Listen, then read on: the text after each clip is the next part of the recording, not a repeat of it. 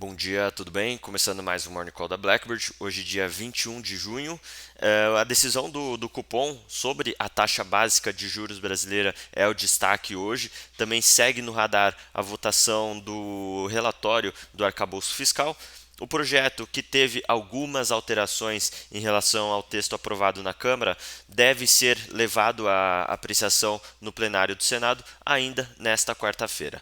Lá fora, os mercados eles devem acompanhar o pronunciamento do Jerome Powell, o presidente do Fed, no Congresso dos Estados Unidos.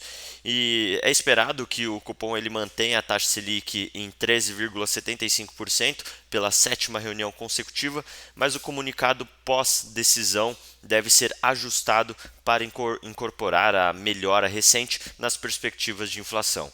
Ao mesmo tempo, como as estimativas de inflação continuam acima da meta, o comitê tende a manter a guarda alta sem se comprometer com a próxima decisão.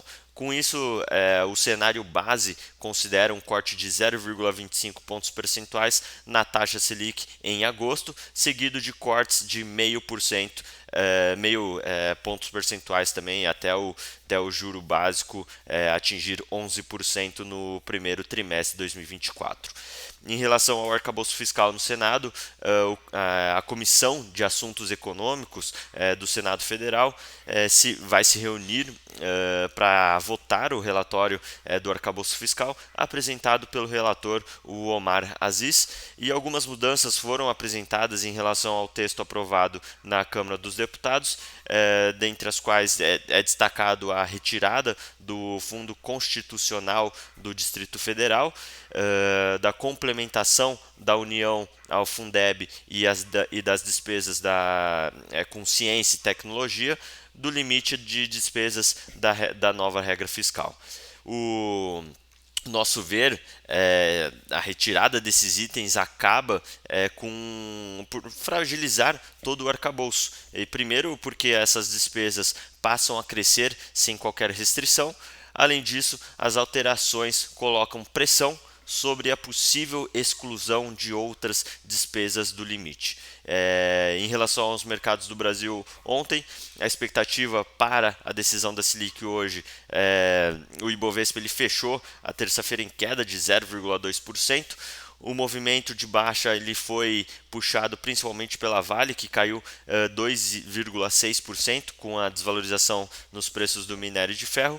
E as taxas futuras de juros fecharam sem direção única, com o leilão do Tesouro Nacional sendo bem absorvido ali pelo mercado e pressionando para baixo os vencimentos mais curtos, enquanto o embate sobre o arcabouço fiscal evitou baixas também nas pontas mais longas. Em relação aos mercados globais, as bolsas internacionais amanhecem mistas. Nos Estados Unidos, os futuros do S&P e Nasdaq negociam no 0 a 0. Os principais índices americanos tiveram o segundo dia de baixa, interrompendo a sequência de altas impulsionadas pelas Big Techs.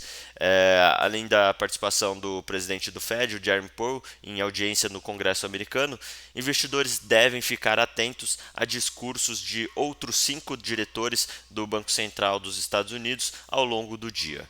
E em relação às bolsas europeias, operam sem uma direção definida, negociando de lado depois de que os dados de inflação ao consumidor de maio do Reino Unido vieram acima das expectativas, em 8,7% na comparação anual, aumentando pressão para que o Banco da Inglaterra siga com uma postura mais dura. E em relação também ao cenário asiático, os índices também fecharam mistos. No Japão, o Nikkei subiu 0,6%, mas na China, o Hang Seng ele fechou em queda de 2%, também repercutindo o corte de juros menos agressivo do que o esperado. Bom, vamos ficando por aqui. Muito obrigado, bom dia.